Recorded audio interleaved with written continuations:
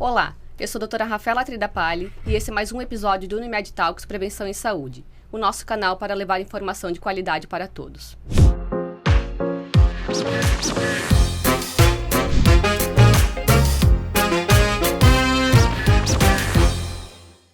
O número de idosos vem aumentando, ao mesmo tempo que a população mais jovem vem escolhendo ter menos filhos.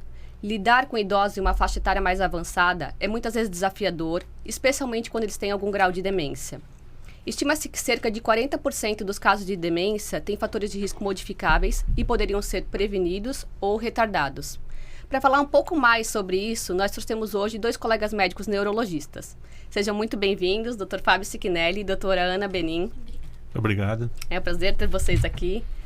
Então, acho que para a gente começar, a pergunta que muita gente se faz, né? O que é demência?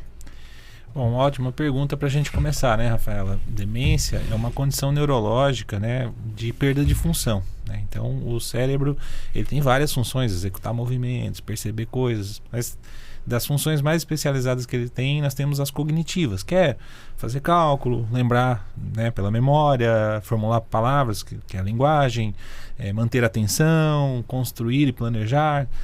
E às vezes isso se perde por várias condições, né? E uma delas é o que a síndrome demencial traz. E existem várias demências, a gente não está falando de um problema só. A principal e mais conhecida demência é a doença de Alzheimer, né? É um grande desafio para nós, porque é uma doença que vem crescendo em números, mas existem outras, né? A segunda mais comum é a demência causada por problemas vasculares, né? Que você conhece bem. Então a gente tem diferentes causas de demências, não é uma questão única, e talvez a gente hoje aqui no bate-papo possa usar como um protótipo maior a doença de Alzheimer, que é a forma mais comum de demência, e falar um pouquinho das outras também para tentar esclarecer. Exatamente isso que o Dr. Fábio falou. É importante que a gente tenha uma noção de que quando a gente fala de demência, a gente fala de uma falta de capacidade da mente, né? Então, esse paciente que vai começar a ter noção de que pode ter algo errado, ou às vezes o cuidador ou alguém que o acompanha nota que algo não está bem, geralmente é alguma dificuldade que a mente normalmente consegue dar conta e começa a não dar mais conta. Então, essa dificuldade de capacidades mentais se reflete em perda de funções que o paciente antes conseguia executar no dia a dia.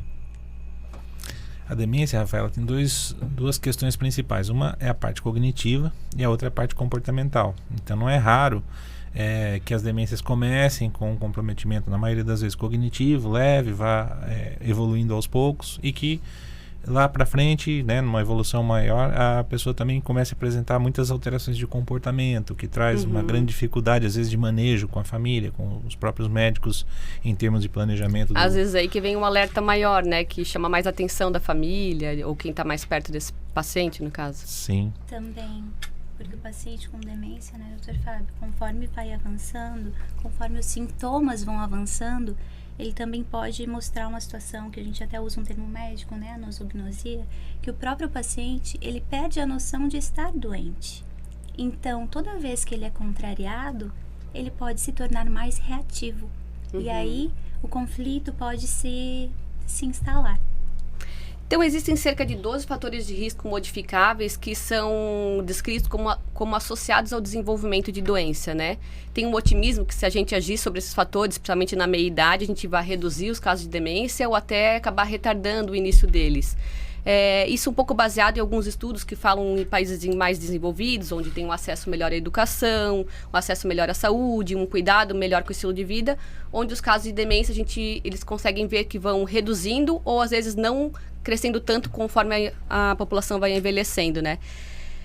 Gostaria que a gente conversasse um pouco então sobre esses fatores de riscos modificáveis e de repente alguma dica, algum alerta do que a gente pode fazer para tentar retardar ou prevenir o aparecimento da demência.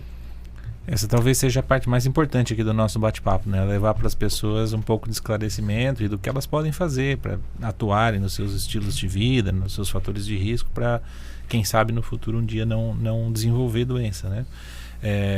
Como você bem disse, nem todas as pessoas que são candidatas a ter demência poderão atuar de maneira preventiva, mas havendo uma margem, uma chance que ela aconteça. Que pelo menos esses fatores sejam reduzidos, né? Então, de fato, né, já começa lá na idade precoce, né? Muitas vezes, depois da infância e adolescência, a pessoa já começa a ter a sua construção da reserva cognitiva, e isso é um dos primeiros fatores que se hoje em dia estuda e se propõe que as pessoas tenham acesso a maior informação, a maior nível educacional, que elas aprendam um segundo idioma, que elas interajam mais, né? Isso talvez um pouco de maior importância na terceira idade, a interação social não pode ser muito baixa, mas já na infância e na adolescência e no início da vida adulta, esse enriquecimento cognitivo, ele te dá uma maior reserva, né? Eu costumo no consultório dar um exemplo para os pacientes. Pensa que o teu cérebro é um cofrinho e cada neurônio é uma moedinha. Se você vai ter que enfrentar uma crise, é melhor que esse cofrinho esteja bem cheio para você enfrentar uma fase difícil depois. Cada moedinha que você retira do cofrinho é uma quantidade X de neurônio que você está perdendo. Claro que você não retira proativamente, isso vai acontecendo. Mas é dessa maneira que a gente começa a analisar os fatores de risco, né? Então, um baixo nível cognitivo é um fator de risco, né? Um baixo nível de escolaridade, baixo nível de interações sociais. Isso já começa bem precocemente. Depois, na vida da fase média da vida, né? Que você às vezes vai se expondo a outros fatores, não é para todo mundo, mas algumas pessoas têm, por exemplo, problemas auditivos. E os problemas auditivos são hoje um fator reconhecido de risco para demência, né? Então, toda pessoa que estiver exposta a um risco de perda auditiva por excesso de exposição a barulho, ou quem já tem uma perda auditiva definida, tem que buscar um meio de corrigir essa perda para que, né, tendo uma melhor audição, ela vai interagir melhor. Isso é muito interessante, né? Porque os estudos mostraram que a perda auditiva, ela tá ligada à perda da reserva cognitiva, né? Da reserva da capacidade mental, desse cofrinho que o Dr. Fábio falou, mas que os pacientes que eles buscam tratar essa condição, então usar, né, aparelhos auditivos, tratar a deficiência auditiva, consegue retardar esse processo, consegue atuar nessa redução da perda da capacidade mental. A questão da perda auditiva é um pouco difícil às vezes de lidar, porque as pessoas têm um pouco de preconceito de usar o aparelho. Sim. Às vezes não percebe porque é um pouquinho menor, mas com o tempo vai piorando. Então é um desafio lidar com isso, né? Sim, ela começa pelo subdiagnóstico e depois, às vezes, por dificuldade de acesso. A gente tem que olhar aqui para todos os cenários, né? Na saúde pública, às vezes você não tem o recurso disponível, é caro. E questões até de preconceito quanto ao uso de aparelhos, próteses, né? Isso que eu ia colocar, assim, o fato que a gente vê de que em países mais desenvolvidos a demência vem reduzindo ou tem uma incidência menor, mostra que a demência é um problema de saúde pública, né? Exatamente. Extremamente. Porque a parte da educação, que é o que a gente começou falando ali, que é na primeira infância, tem que ser melhor, que a gente acaba não vendo às vezes na nossa realidade, né, no geral. O acesso às vezes à saúde, por exemplo, ao aparelhos, porque até onde eu sei, assim, não diretamente, é um custo bastante elevado, né? É um custo elevado. É interessante isso que você falou, porque como os estudos são a maioria concentrados em países de primeiro mundo, essa prevalência de 40% às vezes pode chegar a 56%, 60% que a gente pode reduzir em demência em países como o nosso, que a gente está falando agora. Isso é verdade. Imagino, porque tem todas essas questões envolvidas, né? Além disso, então, a gente falou da perda auditiva, da parte educacional. Essa questão da melhora cognitiva, tem uma faixa etária onde teria maior diferença no futuro? Ou sempre, você está sempre se mantendo, aprendendo alguma coisa faz diferença? A gente sabe que até os 20 anos, especialmente, a gente tem uma construção muito importante dessa reserva cognitiva, né? Mas os estudos mostram, sim, que a gente consegue retardar vários processos que podem colocar a nossa reserva em xeque, né? Em risco, mesmo após os 65 anos de idade. Então, não é porque a gente não incentivou a criança até o adulto jovem, seja com línguas, ao adquirir, né, aprender coisas novas. A questão intelectual, que a gente não pode incentivar o idoso ou o paciente após os 65 anos a terapia manual, com artes, né, terapia musical, aprender uma nova língua. Então, esse estímulo cognitivo, ele é super bem-vindo e terapêutico mesmo após os 65 anos. Existem alguns fatores de risco que eles são relacionados à reserva neurológica, à reserva cognitiva. Eles vão te dar uma melhor condição de enfrentar um problema caso um dia ele aconteça. E existem os fatores de risco que seriam aqueles promotores de doença, né? Então, esses, a qualquer momento, você tem que agir, ainda que seja numa fase tardia da vida. Por exemplo, parar de fumar. A qualquer momento é benéfico parar de fumar. É claro que se você para antes, o benefício é maior. Então, aí a gente já vai adentrando nos outros fatores que vêm em seguida. Acho que o risco cardiovascular, eu acho que é um sim, coração, né? Porque se a gente for pegar até na Covid, né? Os maiores óbitos que a gente teve foram em pacientes tanto com demência, e a gente pode usar o exemplo do Alzheimer, quanto com pacientes com risco cardiovascular. E aí a gente tem também um triângulo se formando em que esses pacientes com risco cardiovascular, eles têm um risco muito aumentado de demência se a gente não modificar a pressão arterial, né? Se não controlar ela. Isso, mais um se fator não seria esse, o né? diabetes, né? E aí a gente pode partir de intervenções simples no dia a dia, né? Como apostar numa dieta mediterrânea ali, rica em legumes, rica em vegetais, em óleos animais também, vou incluir aqui, mas ela acaba não abordando isso, né? E uma dieta menos rica em gordura saturada, né? E carne vermelha também controlar. Eu acho que se a gente age nesses que a gente chama de pré-fatores de risco, às vezes para outras doenças, a gente tem bastante diferença, né? A gente conversa hoje que exercício físico faz muita diferença, inclusive para demência. Exatamente. Que as pessoas às vezes acham que exercício é só para emagrecer, mas justamente, claro, que emagrecendo a gente vai reduzir o que? O paciente, a obesidade, que é um fator de risco para ter hipertensão, para ter diabetes. E depois disso, no caso, às vezes até desenvolvimento da demência, né? Tem um benefício múltiplo, né? Existe o benefício, por exemplo, com os exercícios no circuito cardiovascular, que é extremamente importante, como já colocado. Mas hoje em dia, né, já se conhece mecanismos imunológicos que agem, não sendo óbvio, uma doença autoimune, mas pela formação de determinados complexos intracelulares que vão levar depois à morte neuronal. E o exercício, na medida que reduz o estresse oxidativo, produção de radicais livres, ele beneficia nesse aspecto também. Então, sem sombra de dúvidas, isso é reconhecidamente um fator modificável, precisa ser investido, né? Então, assim, para a gente elencar bem, né, para as pessoas entenderem, a hipertensão e a obesidade, a diabetes, o tabagismo, necessário tabagismo, fazer atividade física. Constante, né? Fazer aquela atividade moderada, mas que te faça suar. Né? Atividade que te faça suar, e aí a gente representa bastante pelo aeróbico, né? Atividade aeróbica, a gente sabe que todas vão ter benefício, só que os novos estudos talvez não estejam ainda com um grande poder estatístico, e o que a gente tem de mais poder estatístico é a atividade aeróbica, né? E constância, né? Até nesse adulto, se possível até a idade mais avançada, né? Até pra sempre, né? Exercício físico é o que todo mundo procura. Eu acho que, na verdade, a pílula mágica é isso, é fazer atividade física, porque vai te ajudar em muitas coisas, no envelhecer, principalmente, para ter uma funcionalidade melhor. Aí eu comentei ali no início sobre ter menos população jovem, então, assim, a gente vai precisar de cuidados. Né? Imagina, né? Então, quanto mais tempo a gente conseguir ser independente desses cuidados, eu falo muito a respeito disso, melhor.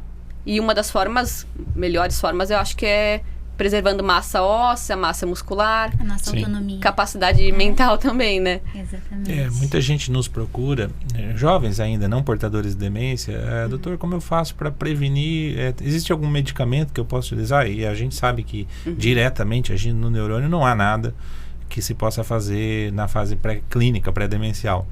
Mas se a gente olhar sobre esse aspecto, né, por exemplo, a hipertensão é uma doença que você a trata antes que ela já exerça, né, se o tratamento for precoce, você ainda não tem os danos causados. Então hoje, de fato, até os artigos reconhecem isso, que os antihipertensivos são medicações que podem ser consideradas preventivas em relação a risco de doenças neurológicas múltiplas, mas principalmente das demências. Como a gente falou da perda auditiva, como a hipertensão é uma doença silenciosa, que a gente chama, né? Ela também acaba sendo subtratada, né? Porque às vezes negligenciada. Né? Pelo próprio paciente, às vezes, não é nada, não tenho nenhum sintoma. Mas, na verdade, se a gente agir sobre isso, seria uma maneira de você uma diferença, né? Prevenir, inclusive utilizando medicamento, né? Muita gente deposita muita fé nos remédios. Você está prevenindo, tratando bem. É um jeito de tomar remédio para prevenir. É um remédio barato, né? São pequenos hábitos que a gente pode construir ao longo da vida, né? E aí a gente fala de tabagismo, a gente fala dos novos inseridos, né, fatores de risco. Então, vou citar poluição, né, do ar, assim como o tabagismo, emitem micropartículas e emitem substâncias que vão atuar tanto com toxicidade direta, né, quanto com desregulação dos vasos também, e o neurônio vai sofrer uma degeneração. Então, se a gente puder atuar em vários pequenos fatores de risco ao longo da vida, a gente não está nem só tratando, a gente está investindo. Um outro fator que depende de comportamento e do estilo de vida e que recentemente foi incluído é o álcool, né? O consumo de álcool hoje é encarado como um dos grandes problemas, porque o álcool muitas vezes ele é socialmente aceito. Isso, porque a pessoa, né, se convence de que só bebe socialmente. Não precisa haver necessariamente uma grave dependência ao álcool para que ele já exerça um malefício na nossa saúde, né? E para as doenças neurológicas isso é muito verdadeiro, não é diferente. Então a gente tem aí, os estudos mostram que a gente deveria ficar numa faixa de 20 unidades de álcool, 21 unidades de álcool por semana. Isso não é muito, isso é difícil até de quantificar. A gente pode exemplificar: uma taça bem pequena de vinho é uma unidade de álcool, uma cerveja, uma lata de cerveja é uma unidade e meia, uma unidade 0,7. E uma dose de destilado é 2 unidades de álcool. Né? Isso uma dose quer dizer a semana inteira, se for calcular, porque tem uns que bebem só final de semana, né? Exato, como dose máxima de uma semana, 21 unidades. Né? E a gente tem até os outros pequenos estudos, né, que evidenciaram, eles até pegaram bebedores pesados, que a gente chamaria assim, certo? Que costumam usar álcool mais do que essa faixa, né, de 21 unidades. Então, esses pacientes, quando reduzem a ingesta, eles estão salvando neurônios, né? Se a gente for falar uma dose ideal, né, reduzir abaixo de 21 unidades, deixar assim em 14 unidades, né? Alguns estudos sugerem. Então, não ultrapassassem 21 unidades. Se possível, ficassem com metade dela, seria ótimo. Ficar sem nada era o melhor, mas às vezes... que o álcool existem evidências mostrando, né, que o vinho tem algumas propriedades antioxidantes, então não precisa ser radical. Exato. Exceto se você estiver acima, né, ou muito acima desse nível de consumo. O que a gente vê isso, é o consumo excessivo que é o pior, né? Mas como o Dr. Fábio falou, o excessivo às vezes não é o excessivo que as pessoas acham que é, né? Porque eu tava vendo mais ou menos, acho que de cerveja, uma dose é 150 ml. Então, se tu for contar, uma latinha são 3 doses. Um pouco mais até. É isso mesmo. Então, uma assim, unidade é 10 ml de álcool puro, né? Que a gente fala, tem que fazer o cálculo, né? Exatamente. Uma coisa que me chamou a atenção quando estava então lendo ali sobre os fatores de risco é sobre a questão do traumatismo ucraniano, né? Mesmo a concussão leve já tem um fator de risco. A gente teve um episódio anterior que foi sobre cuidado com as crianças no verão e a gente falou sobre usar capacete, porque é umas coisas que às vezes as pessoas negligenciam, né? Não só para criança, mas mesmo adulto que vai andar de bicicleta, às vezes pode não acontecer um trauma grave. Exatamente. Mas mesmo num trauma leve, a gente já vê que se torna um fator de risco para a demência, é isso? Até nos esportes, né? A gente pode encontrar isso. A gente pode perder anos aí de evolução, né? É verdade, do boxe, né? Eu vi que falava. Esse fator de risco, ele foi incluído de uma maneira que veio oriunda de análises de estudos relacionados a esportes, né? Países como os Estados Unidos, por exemplo, estuda-se muito isso, porque lá eles têm a cultura de praticar esportes muitas vezes violentos, lutas, futebol americano é um esporte altamente relacionado à concussão. Inclusive lá existe um protocolo, né, que se o atleta passa por determinado nível de concussão, ele não volta para a partida ou ele até se aposenta da carreira. Isso é uma regra, né? E por maior exposição e por estudar isso mais a fundo, eles acabaram incluindo no grupo dos fatores de risco que podem ser modificáveis, né, evitando-se o traumatismo craniano. Com maior ênfase, maior peso, o trauma recorrente. Mas o trauma eventual, hoje em dia, também pode ser considerado. Claro que vai depender do nível de gravidade. Os leves têm um pouco menos risco, mas também exercem risco. Então, também já modifica alguma coisa, né? Não quer dizer que toda pessoa que bateu a cabeça uma vez na vida tem risco aumentado para demência, mas isso não de maneira isolada, ele pode ser um risco em potencial também. A ser somado, né? A gente também teria a questão da depressão, né? Que ela pode ser tanto fator de risco como ser uma consequência mais tardia da demência. Até um indício, né? Um pródromo, né? Um sintoma, né? E eu acho que é uma questão que, com a pandemia, começou a se falar um pouco mais da saúde mental, no tempo atual, assim. Mas ainda tem um pouco de negligência em relação a isso, até por conta do acesso da parte de saúde pública, algumas pessoas acham que não é nada, que... Preconceito, né? Sim, muita gente tem medo de tomar medicação antidepressiva e eu sempre reforço isso com os pacientes. O medo deveria ser da doença e não do tratamento dela, né? Claro que remédio tomado sem orientação, existe risco com isso. Mas se você está em tratamento com um profissional adequado, ou com mais do que um médico, psicólogo, e está sob boa orientação, você não tem que temer o tratamento, porque ele pode modificar várias coisas, né, relacionadas ao bem-estar de quem sofre de uma depressão e depois sai dela, mas também como a depressão sendo uma doença atuante que vai modificar as coisas no futuro, como por exemplo para uma doença neurológica na terceira idade. Isso é bem importante, isso também deve ser destacado. E aí a Rafa tocou num ponto bem fundamental, né? Quando a gente fala de depressão, logo a gente pode pensar em também isolamento social, né?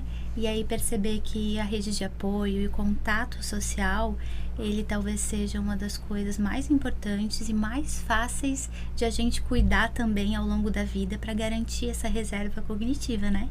Que é contar com uma rede de apoio, ter boas relações sociais, né? Desde familiares a amizades, enfim, ter com quem contar.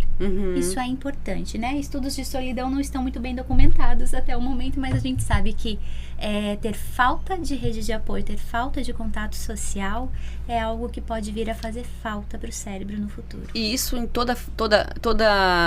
ao longo da vida, não só numa faixa etária específica, né? Sim. Na terceira idade, ela já pode, inclusive, fazer parte do declínio cognitivo, né? Uma das manifestações dentro Seria um sinal de alerta a pessoa querer se isolar. Do que a gente falou lá no início, né? Tem a parte cognitiva e tem a parte comportamental. Então, depressão, humor deprimido é um sintoma de disfunção comportamental que já pode fazer parte, inclusive, de um processo demencial. Todo idoso deprimido está com demência? Não, mas ele precisa ser avaliado. Muitas vezes o paciente chega, né, com um familiar, enfim, para uma primeira consulta e chega com um monte de queixas, né? E nós começamos a fazer uma avaliação e já quer um diagnóstico, mas ele também não acontece assim, né? A gente vai construir isso ao longo do processo de acompanhamento desse paciente e dessa família. Nem todas as respostas a gente tem também, nem todos os estudos têm ainda, né? Mas a gente já reconhece todos os sinais e trata também ao longo do processo tudo que a gente pode. Então hoje também tem essa questão do sono, né? Que algumas pessoas acham, eu posso dormir 3 horas, eu fico bem. Há controvérsias, né? Do quanto que isso faz bem. Relacionado à demência, como é que tá como é que fica a associação do sono e da demência? Ele não a insônia isolada não é considerada um fator de risco primário, né? Mas a gente sabe que a boa qualidade de sono, ela se correlaciona com várias dessas coisas que a gente conversou antes, né? Então, é comum pessoas que estão dentro de um contexto metabólico ruim, excesso de peso, terem apneia do sono e, consequentemente, isso resulta em prejuízo ao sono. Então, ainda que não seja um fator de risco reconhecido, deve-se ter uma atenção quanto a isso ao longo de toda a vida e também na terceira idade, porque o sono exerce um efeito reparador sobre o nosso cérebro, sobre a nossa mente, os processos mentais, e uma disfunção de sono, seja ela qual for, tanto uma insônia isolada quanto um distúrbio respiratório ou uma parassonia, ela precisa ser reconhecida e modificada como uma maneira de você também promover uma melhor saúde para o cérebro. Se a gente pensar que a gente dorme 1/3 da nossa vida, né? E pensar que no sono a gente repara vários processos, esquece de várias coisas e forma novas memórias, né? Além disso, ali a gente tem uma tempestade, os nossos vasos, o nosso coração, todo o nosso órgão, todos os nossos órgãos, né? Todo o nosso organismo, ele entra em equilíbrio, né? Ou desequilíbrio programado. E a gente começar a interromper um processo que deveria acontecer. E a gente sabe, então, que no sono, né, doutor Fábio, a gente descobriu lá em 2013, né? O sistema linfático, né? A gente não tem um sistema linfático dentro do nosso sistema nervoso central, mas a gente tem, se não da mesma forma, algo ainda melhor, né? Que seria o sistema linfático, que é como se a gente tivesse soldadinhos ali, esperando, pertinho dos vasos, para limpar todas as impurezas que a gente acaba adquirindo ao longo do dia.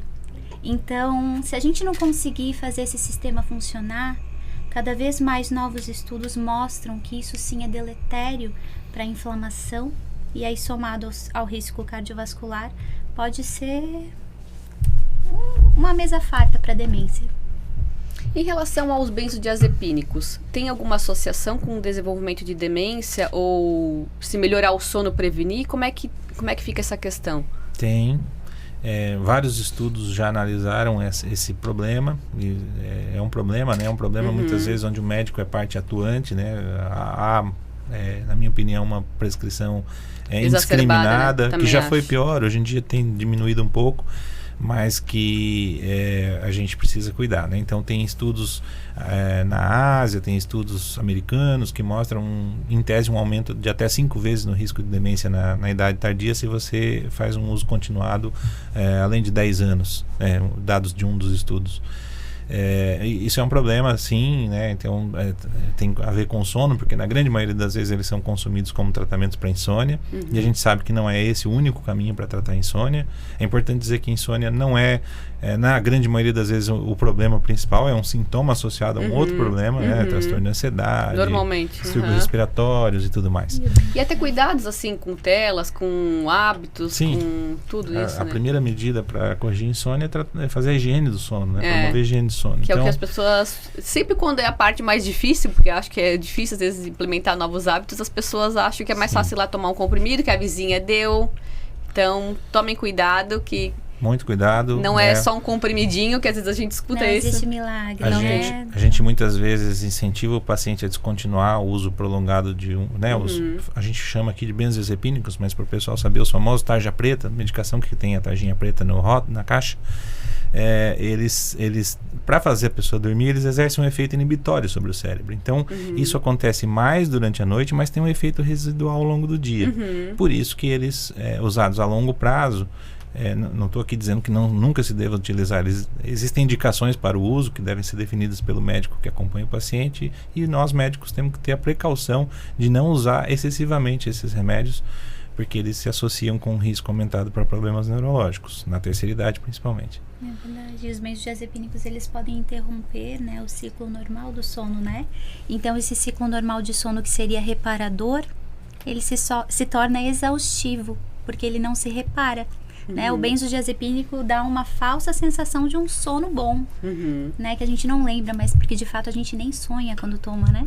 Sim. Então os sonhos são necessários, nem sempre a gente lembra deles, só quando a gente acorda pertinho de que tá sonhando, né? Mas os benzodiazepínicos atrapalham até isso. O benzodiazepínico é uma medicação considerada potencialmente inadequada para os idosos, até porque, como o Dr. Fábio falou, aumenta o risco de quedas também. Também isso. Tem várias outras associações. Eles são potentes relaxantes musculares, então por isso eles aumentam o risco de quedas, e o idoso já é propenso, né? Tem uma maior fragilidade clínica, ele naturalmente pode ter um risco aumentado, a medicação pode potencializar isso. Também um risco de uma respiração irregular, enfim, há vários motivos para a gente tentar evitar o consumo não adequado desses medicamentos. A gente citou um pouco antes a respeito da diabetes, né? A gente sabe hoje que mesmo que um controle inadequado é ruim, mas a gente também tem que cuidar com os quadros de hipoglicemia, que às vezes o paciente diabético confirmado pode apresentar, né? Como é que é a questão da diabetes? Até comentar a respeito do diabetes tipo 3, que vem se falado relacionado ao Alzheimer. Vocês teriam alguma coisa para comentar a respeito? Olha, o diabetes, junto com as disfunções metabólicas em geral, ele também exerce um efeito de risco importante. A gente tem alguns estudos, ainda eu acho que isso vai avançar um pouco, mas nos medicamentos mais novos, vocês conhecem, vou entrar um pouquinho só no termo técnico, são as glifosinas, né? Já existe correlação do uso desses medicamentos com melhora de desempenho cognitivo. Então, assim, você não vai estabelecer um vínculo direto de como essa atuação ocorre, mas certamente, melhorando níveis glicêmicos, você promove uma melhor condição de preservação neuronal, geral, né?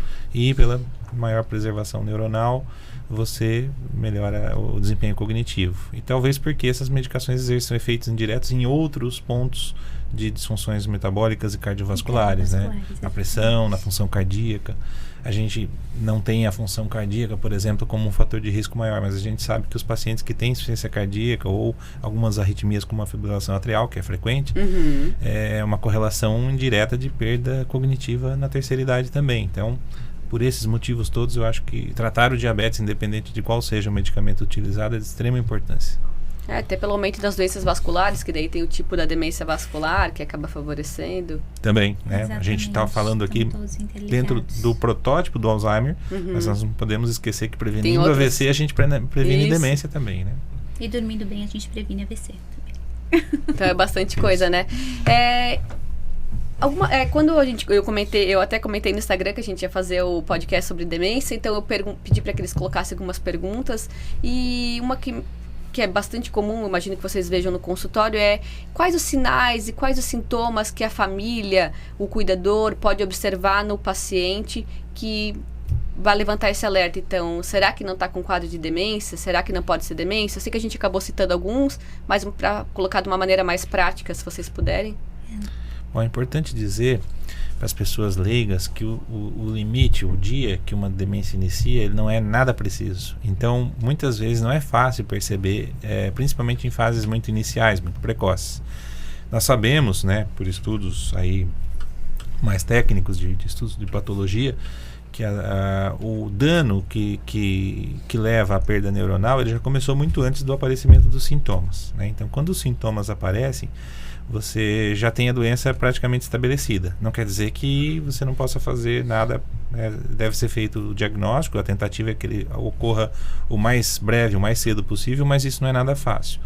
Então, falando especificamente da doença de Alzheimer, que é a forma principal de demência, o que na imensa maioria das vezes aparece primeiro é uma disfunção cognitiva leve. Tá? E na imensa maioria das vezes isso reside sobre a memória. Então, a pessoa começa a ficar esquecida, repetir algumas coisas que antes ela não costumava repetir. Não é qualquer esquecimento, isso não é fácil de distinguir. Então, não, né, alguém aí que está... Ainda mais tem uma escolaridade maior, às vezes ele acaba... A própria pessoa acaba mascarando, né? Ele tem capacidades, né? Para fazer isso. Então, não é qualquer esquecimento simples. É o esquecimento dentro de um contexto. Quando ele se torna mais repetitivo, mais frequente, quando ele começa a exercer alguma mudança na capacidade funcional da pessoa, onde ela...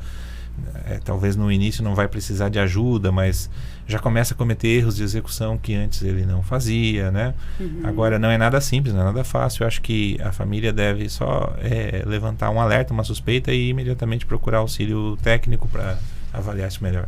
Exatamente. Eu acho que a gente nunca deve negligenciar o que o paciente e o que a família fala, né? Porque é a partir de uma história que a gente consegue pensar em demência. Né? Então é a partir dessa história que a gente consegue pensar que pode estar acontecendo alguma coisa de errado e que está atrapalhando a função que o paciente conseguia exercer.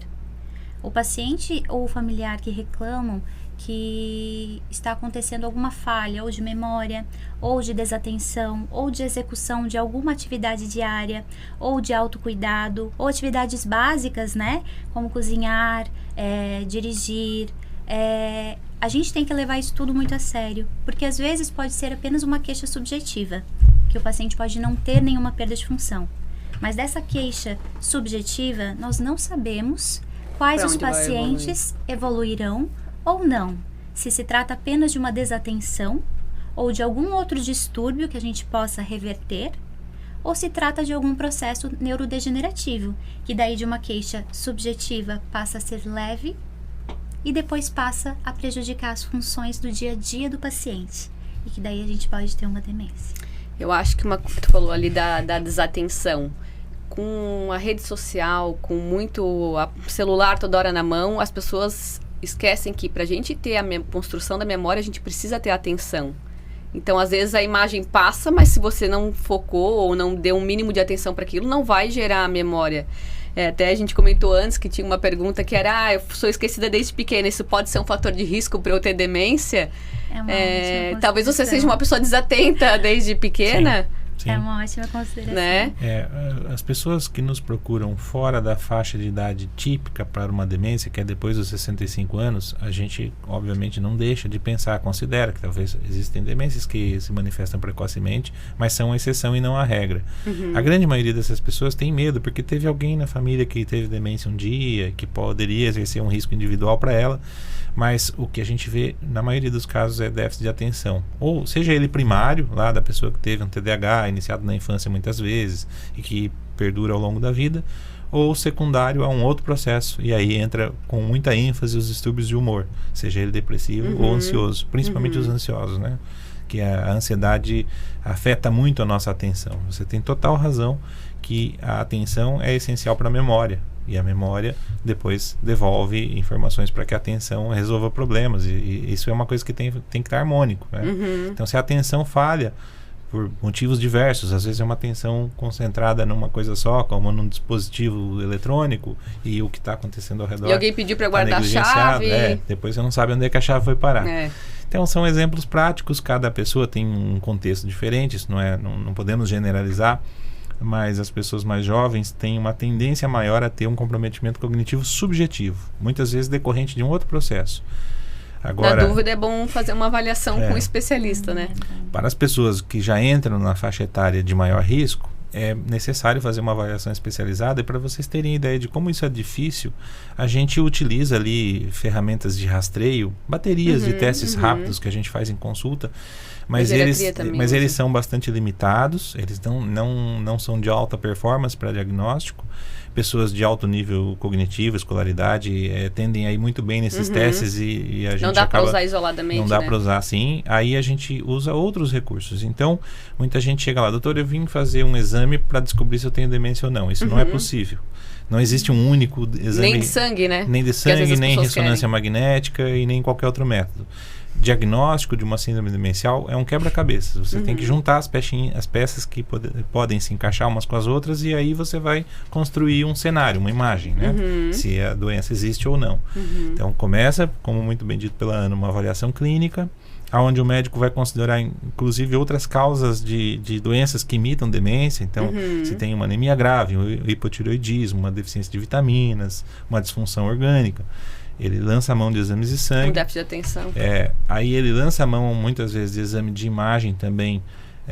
Para descartar outras coisas e não para... Também, e para correlacionar se aquela disfunção cognitiva observada ali nos testes de rastreio que ele fez se correlaciona com um padrão de neuroimagem daqueles que a gente já conhece, né? É verdade. E para ampliar essas baterias que a gente usa, muitas vezes nós solicitamos a ajuda de um neuropsicólogo que faz uma avaliação neuropsicológica, que é uma bateria cognitiva mais ampla, que diferencia todas as funções cognitivas superiores.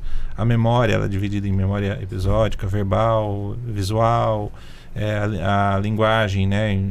Se tem disfunção semântica, se tem disfunção de construção da linguagem, enfim, é bem técnico e bem difícil de você detalhar tudo isso. Mas é bom às vezes colocar para o pessoal como é que funciona esse diagnóstico, porque não é simples. Não é simples. E não é fazendo um teste específico. Não, né? O médico muitas vezes não pode, numa primeira consulta, ele não consegue dar um diagnóstico X ou Y de demência, a menos que o quadro já seja avançado, com indícios muito claros, né? Mas para uma fase inicial, ele tem que lançar mão de alguns instrumentos que vão auxiliá-lo na construção de um diagnóstico, dentro de critérios. Por mais técnico que isso seja ou pareça, é bom para ajudar a alinhar as expectativas, porque às vezes o paciente vai com a expectativa de que, eu vou lá, ele vai me dar um diagnóstico, eu vou receber um tratamento Então, assim, a gente fala bastante da demência e fala como do problema de saúde pública, porque não é simples nem fazer o diagnóstico, nem tratar e nem lidar com esses pacientes numa fase mais tardia, né? Outra coisa que eles perguntaram é assim, se eu tenho um familiar que teve demência, ou tem demência, eu tenho mais chance de vir a ter? Quer responder essa, Ana? Pode vir a ter mais chances, sim, né? A gente sabe que existem alguns fatores genéticos ligados à demência, como genes, né, da polipoproteína E, são genes implicados em metabolismo de... meu Deus, me faltou a palavra agora. Metabolismo dos lipídios. E pacientes portadores desse gene diferenciado, por exemplo, eles têm sim risco maior de ter demência, né? Principalmente Alzheimer, quando a gente fala. Mas a gente não consegue, e geralmente a gente consegue, mas a gente não mensura isso na prática clínica, certo? O paciente ele é avaliado individualmente. Então, se o paciente ele tem uma questão familiar, a gente vai ter que verificar todas as nuances dessa questão genética, dessas queixas que ele tem. Muitas vezes não é apenas a queixa referente à demência, ele pode ter outros sinais e sintomas, para que a gente construa um conjunto de sinais e sintomas e pense que isso pode ser genético.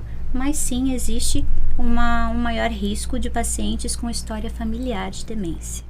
Só complementando aqui o que a Ana falou, vamos entender da seguinte forma: as demências em geral, elas na imensa maioria das vezes não podem ser consideradas doenças puramente genéticas, né?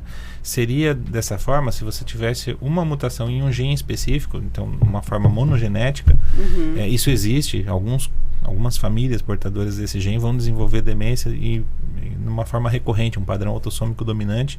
Então, pelo histórico familiar, você já consegue perceber o indício de uma forma de demência genética, geneticamente definida.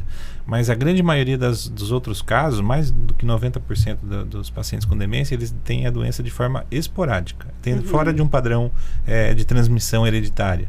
Então aí não é que a genética não importa, importa sim, mas nós não estamos falando de um gene único definidor da doença, e sim de um painel genético onde aquilo gera como se fosse uma credencial para a pessoa ter uma chance aumentada de demência.